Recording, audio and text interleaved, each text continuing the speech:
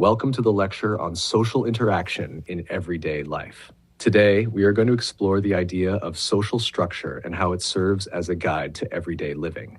At the heart of this is social interaction, the process by which people act and react in relation to others. Through these interactions, we don't just participate in society, we actually create and recreate the reality we perceive. Every society depends on social structure to make sense of daily life. Think of it as an invisible framework or guidebook that shapes how we understand situations and how we interact with others. It's not just a backdrop. It actively organizes our experiences and helps us know what to expect in different settings. Social structure works like a blueprint for society, laying out norms and rules that guide behavior in all kinds of contexts, whether in school, at work, or in casual social settings. These unwritten guidelines influence everything from the way we greet each other to how we share opinions or handle disagreements. By paying attention to social structure, we can see how it helps individuals interpret the world around them, build relationships, and carry out the routines of everyday life with a sense of order and predictability. One of the key building blocks of social structure is status. Status refers to the social position a person occupies, such as being a president, a cashier, a student, or a parent. These positions matter because they shape our identity, influence how others see us, and define how we relate to people around us. Each of us doesn't hold just one status. We all have what sociologists call a status set, which includes all the different positions we hold at the same time. For example, a single individual might be a daughter, a sister, a student, and a worker, all at once. By looking at status and status sets, we can gain a clearer understanding of how everyday interactions unfold and how larger social structures organize our lives. Sociologists often distinguish between ascribed status and achieved status. Ascribed status is like the starting point in a game we didn't choose to play. It's the position we're assigned automatically at birth or one we take on involuntarily later in life. Examples include race, gender, or family background. These are often beyond our control, yet they shape the opportunities and challenges we face. For instance, someone born into a wealthy family may have easier access to education and resources, while someone from a less privileged background may encounter barriers from the start. These ascribed positions influence not only how others treat us, but also how we see ourselves and navigate school, work, and social life. Achieved status, on the other hand, reflects what we accomplish through our own choices, actions, and efforts. These are the positions we work toward, such as completing a degree, landing a job, or developing a talent. Becoming a doctor, an artist, or a skilled athlete are all examples of achieved statuses that reflect determination and ability. Still, it's important to recognize that ascribed statuses shape the playing field. The resources and opportunities tied to ascribed status often make it easier or harder for people to achieve certain goals. Beyond ascribed and achieved statuses, there's also the concept of a master status. This is a status that overshadows all others and becomes the primary way others see and define us. A master status can be ascribed like race or disability, or achieved like being a celebrity or a political leader. The point is that it dominates a person's identity in the eyes of society, shaping interactions, opportunities, and even self-image. For example, belonging to a famous family, living with a chronic illness, or gaining fame in entertainment or sports can all become someone's master status. Together, these ideas remind us that status isn't just a label, it's a building block of social organization and identity. Everyone holds multiple statuses at the same time, what sociologists call a status set, and these can shift over the course of a lifetime. But some statuses weigh more heavily than others, influencing not only how others respond to us, but also how we see our place in the world. Status and roles are closely connected, with each status carrying specific expectations for behavior. In other words, while status refers to the social position we occupy, a role describes the behaviors expected of someone who holds that position. This link between status and role helps us understand the social dynamics that guide our actions and shape our responsibilities. For example, think about the status of a professor. Attached to this single status is a whole set of roles: teaching classes, advising students, conducting research, serving on committees, and working as a colleague within the department. This collection of roles tied to one status is what sociologists call a role set. In short, we hold statuses, but we perform roles. Together, they structure our interactions, giving us both identity and direction in the social world. Role conflict occurs when a person faces competing demands from two or more statuses they hold at the same time. For example, someone who is both a parent and a high-ranking professional might struggle to balance the time and energy required by both roles. They may feel torn between attending an important work meeting and being present for their child's school play. This kind of conflict highlights the difficulties of balancing multiple responsibilities and identities. Role strain, on the other hand, happens within a single status. For instance, a teacher may feel pressure trying to be both a strict disciplinarian and a supportive mentor to their students. Meeting these different expectations within the same role can create stress and internal tension, showing how demanding even one role can be. Finally, there is the process of role exit, which refers to leaving behind a role that has been central to one's identity. This could mean retiring from a long career, ending a marriage, or graduating from school. Role exit is often challenging because it requires redefining both how we see ourselves and how others see us. For example, a person who has built their identity around being a dedicated employee may feel uncertain after retirement as they adjust to life without that role. At the same time, role exit can also open the door to new opportunities for growth and self-discovery. By looking at role conflict, role strain, and role exit, we see how navigating roles shapes our daily lives and identities, sometimes creating tension, but also providing opportunities for change and renewal. Now let's turn to the idea of the social construction of reality, the process by which people actively shape their reality through social interaction. This concept is central to sociology because it reminds us that our perceptions of what's real are not simply reflections of an objective truth. Instead, they are built and negotiated through the everyday interactions and social norms we participate in. A good way to think about this is through the concept of street smarts. Street smarts are not just about survival instincts. They involve the ability to read social cues, interpret situations, and adjust behavior accordingly. For example, navigating the fast pace of city life, managing relationships in a group of friends, or even handling yourself in a classroom or workplace, all require you to pick up on subtle signals and respond in ways that fit the situation. These skills don't come from textbooks. They develop through lived experiences and constant interaction. What this shows is that reality is not something fixed or given. It is negotiated. In most situations, people generally agree on what's going on, but interests, perspectives, and intentions can shift how reality is defined. For instance, two people might see the same event but interpret it differently based on their roles, expectations, or goals. Through this ongoing negotiation, people collectively construct the reality they live in.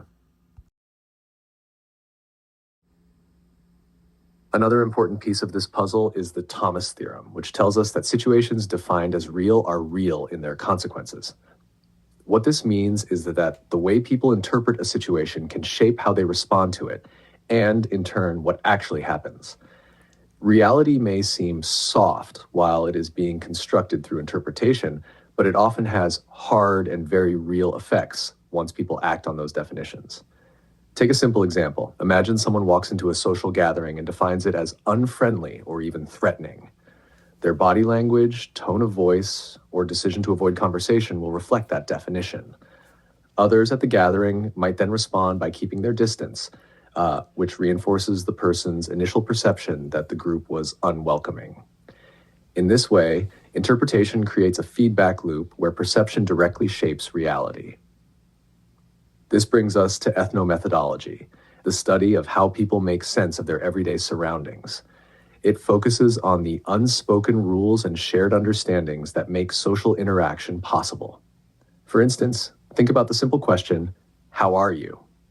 Most people don't respond with a detailed account of their physical or emotional state. They follow a social script and answer with something like, "Good, how are you?" Ethnomethodology asks us to notice these hidden rules and routines that we often take for granted, but that actually structure daily life.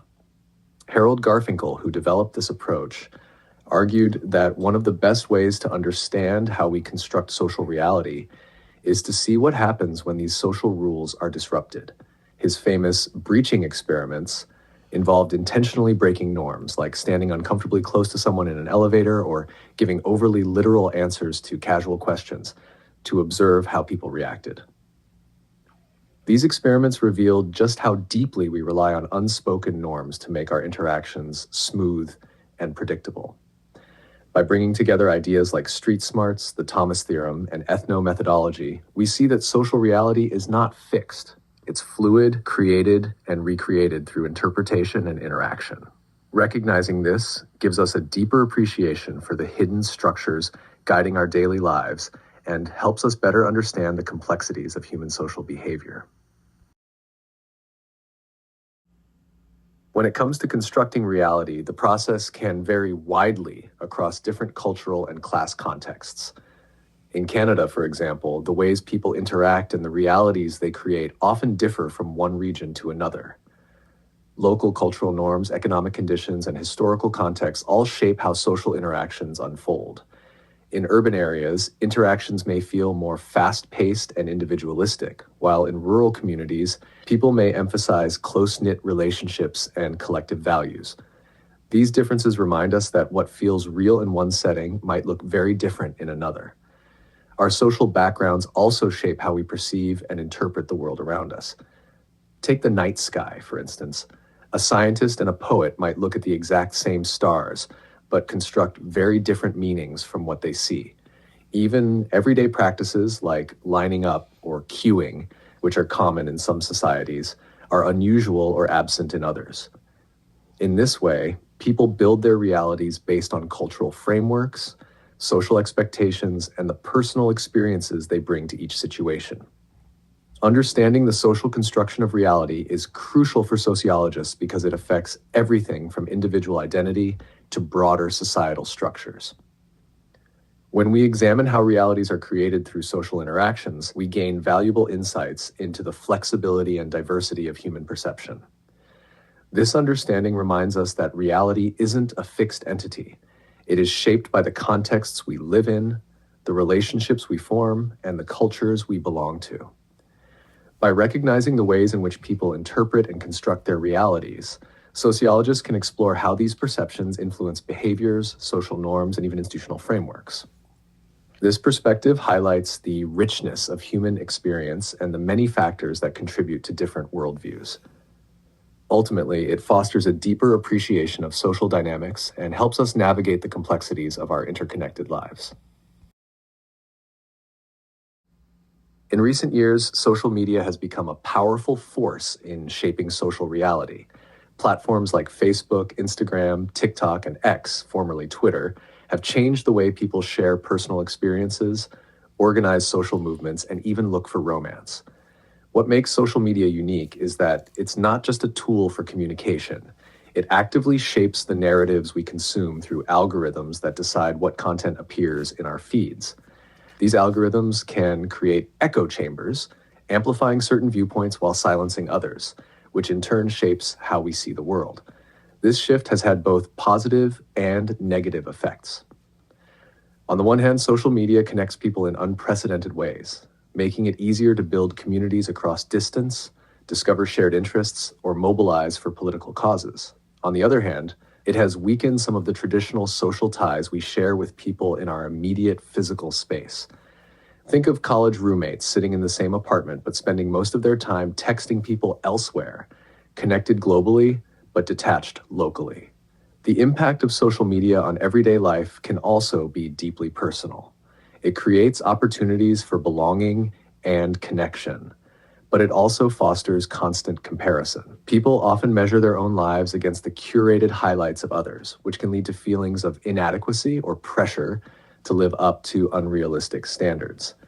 In this way, social media doesn't just reflect reality, It continuously constructs and reconstructs it, blending the digital and physical into one complex social world. Now let's turn to Erving Goffman's idea of dramaturgical analysis, one of the most influential ways of understanding social interaction. Goffman suggested that everyday life can be understood as a kind of performance, where people present themselves much like actors on a stage. In each encounter, we manage how others see us, carefully shaping impressions through our words, gestures, and appearance. In this model, every interaction is a performance shaped by three main elements: the setting, our appearance, and our manner. Just as actors use costumes and props, we use clothing, objects, and behavior to signal who we are. For instance, a doctor's white coat and stethoscope are powerful symbols of professional authority. Our tone of voice, expressions, and body language, what Goffman called manner, also play a key role in guiding how others interpret the performance. The distinction between front regions and back regions makes this especially clear.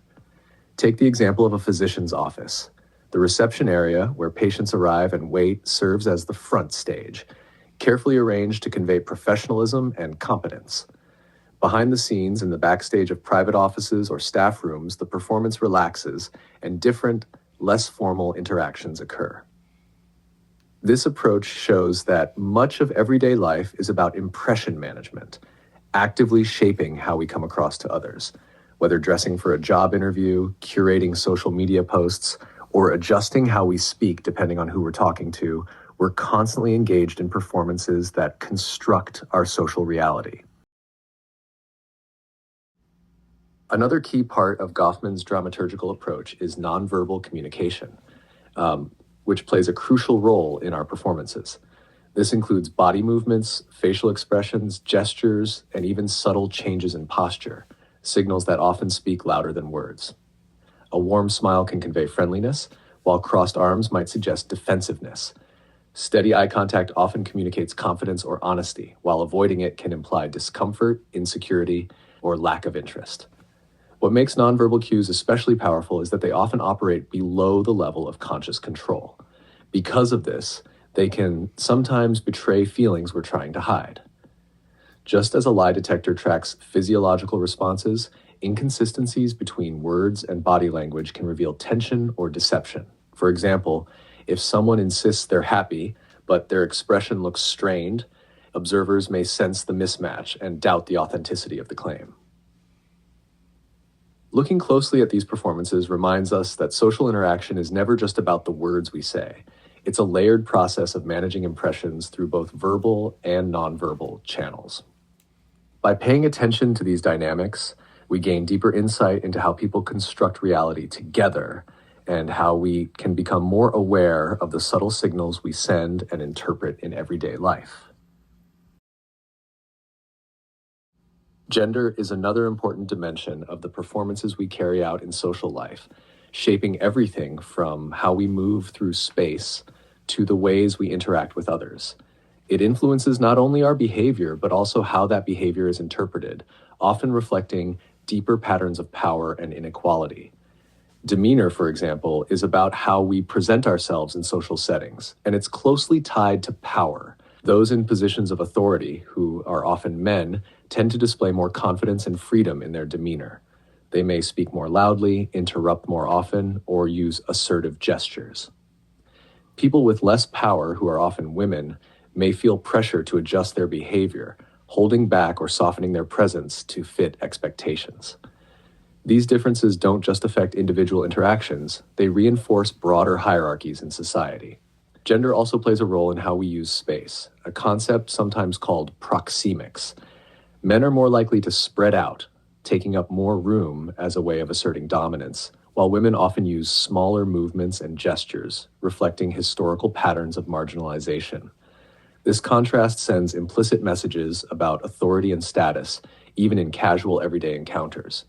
Interactions themselves are layered with gendered expectations. Nonverbal cues like eye contact, smiling, or touch are interpreted differently depending on gender norms. For instance, women are often expected to smile more, a behavior tied to ideas of warmth and approachability.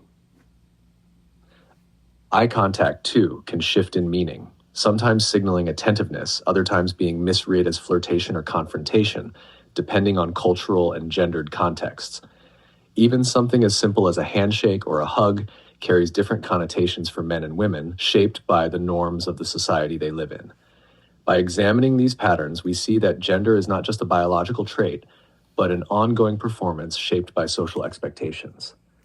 These performances both reflect and reproduce inequalities, but by becoming aware of them, we can navigate interactions more thoughtfully and recognize the subtle ways gender continues to shape our everyday lives. When we take part in social performances, we usually try to present ourselves in the best possible light. Sociologists call this process idealization. It refers to shaping our actions to fit the cultural standards and expectations we believe are most valued, rather than simply acting out of self-interest. Think of dressing up for a special event, speaking politely in a formal setting, or putting on a cheerful demeanor even when you don't feel like it. These choices are often less about personal preference and more about aligning with social ideals that help us gain approval and keep interactions smooth. By meeting these expectations, we not only strengthen our social standing, but also make it easier to connect with others. Of course, no performance is perfect. Embarrassment occurs when our efforts don't go as planned, when our intended message is misunderstood, rejected, or simply falls flat. In those moments, we can feel exposed, vulnerable, and judged. This is where tact becomes especially important. Tact is the effort people make to help one another save face when a performance falters. It's a way of softening the blow and preserving dignity for both ourselves and others. Sometimes this might involve using humor to ease the tension or redirecting the conversation to shift focus away from the awkward moment. Together, idealization, embarrassment, and tact reveal just how much social life depends on subtle negotiation.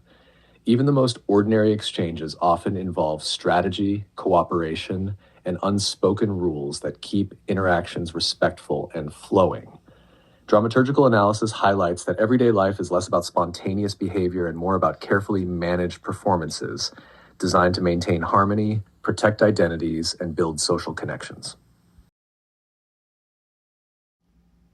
In our everyday lives, emotions lie at the core of social interaction, shaping not only how we experience situations, but also how others respond to us. While emotions often feel deeply personal, they are profoundly shaped by the cultural and social context in which we live.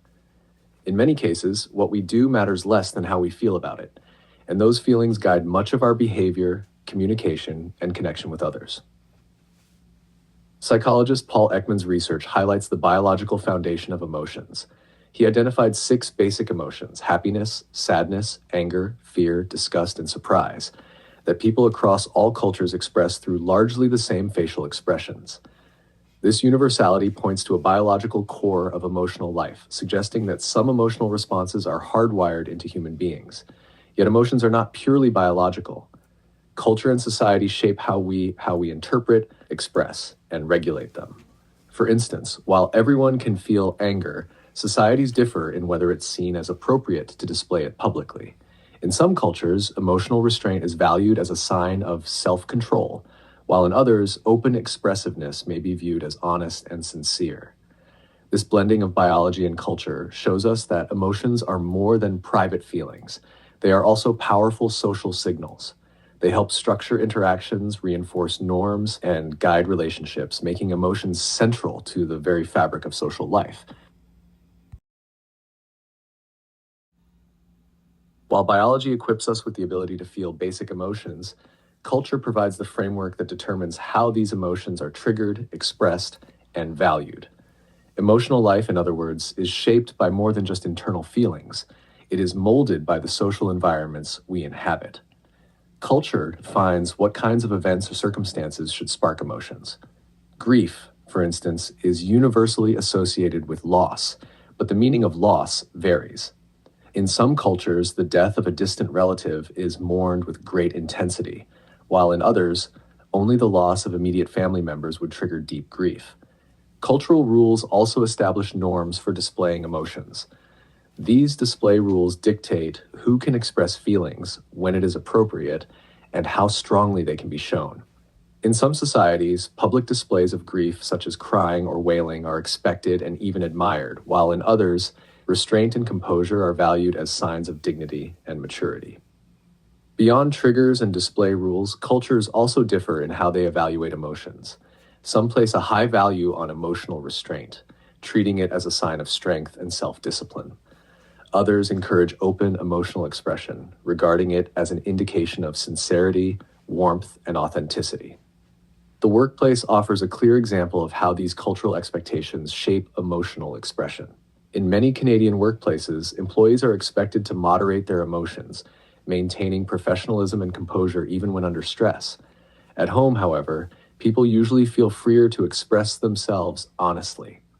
This process, called emotion management, shows how individuals regulate their emotional expressions to fit the roles and expectations of specific settings. Understanding emotions as socially constructed gives us valuable insight into social life. Emotions are not simply private, internal experiences. They are also tools for navigating relationships, reinforcing cultural norms, and maintaining group cohesion. By managing emotions, people adapt to social structures, meet shared expectations, and shape their interactions. For sociologists, this perspective is crucial for analyzing everything from family relationships to workplace dynamics and even large-scale patterns of conflict and cooperation. Language is one of the most influential tools in the social construction of gender, shaping how men and women are defined in terms of both power and value. The words and expressions we use are never neutral. They reflect and reinforce cultural assumptions about gender roles and hierarchies. When it comes to power, language has historically worked to privilege men's authority. Many common expressions, metaphors, and professional titles have been male-centered, presenting masculinity as the default and positioning men as the norm. This linguistic framing makes men's dominance seem natural, embedding gender inequality into everyday speech. Language also assigns value differently to men and women, often privileging what is associated with masculinity while devaluing what is linked to femininity. The English language illustrates this imbalance in striking ways. The word virtuous, for example, comes from the Latin vir, meaning man, and conveys strength, integrity, and moral character. By contrast, the word hysterical comes from the Greek hyster, meaning uterus, and has long been used to dismiss women's emotions as irrational or excessive. These examples show that gendered meanings are deeply embedded in language itself. By framing men and women in unequal ways, language not only reflects existing social inequalities, but also reproduces them. Recognizing this dynamic helps us see how everyday communication contributes to shaping gender perceptions and reinforcing broader patterns of power in society. Humor plays a vital role in everyday life, offering not just entertainment, but also insight into how we construct and interpret reality. At its core, humor arises from the contrast between two different realities: the conventional, or what people normally expect in a given situation, and the unconventional, which involves an unexpected twist or violation of cultural patterns. The sharper the contrast between these two realities, the greater the humor tends to be. The dynamics of humor depend on the audience's ability to recognize and understand these contrasts. To get a joke, people must be familiar with both the expected reality and the unexpected one, appreciating the difference between them. This shared understanding heightens the humor and reinforces social bonds, since laughter often comes from recognizing cultural meanings together. The topics of humor are shaped by cultural context and subcultural norms. Certain subjects, like politics, relationships, or social stereotypes, are common sources of jokes because they lend themselves to double meanings or controversial twists. At the same time, every social group has boundaries about what can and cannot be joked about. Topics considered too sensitive are often labeled as sick jokes, revealing where cultural taboos lie.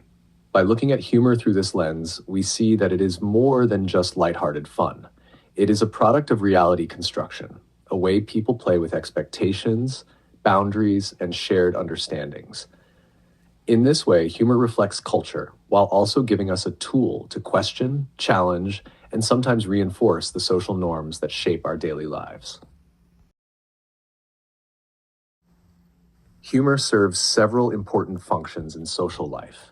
One of its key roles is acting as a kind of safety valve.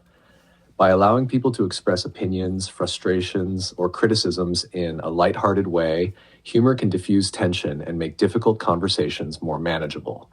A well-placed joke can ease discomfort in awkward situations, offering relief without the weight of direct confrontation. This is why people often excuse bold or risky statements with the phrase, "It was just a joke." At the same time, humor is deeply tied to conflict.